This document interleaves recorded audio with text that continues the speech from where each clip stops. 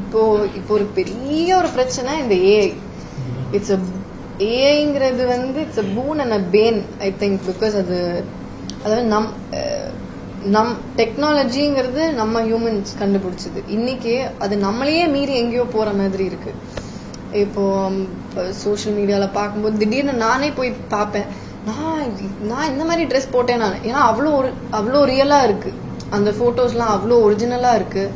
And ரீசெண்டா நான் ஒரு படத்தோட பூஜையில நான் போட்டிருந்த ட்ரெஸ் அது வேற மாதிரி ஒரு ஆங்கிள், ஒரு தப்பான ஒரு ஆங்கிள் ஒரு போஸ் இருந்துச்சு. நான் போய் பார்க்கும்போது ஒரு செகண்ட் நான் இப்படிலாம் போஸே பண்ணல அப்படின்னு நான் ஒரு செகண்ட் நானே யோசிக்கிறேன். அதுக்கப்புறம் தான் தெரியுது நான் போஸே பண்ண நானே கிடையாது அப்படிங்கிறது.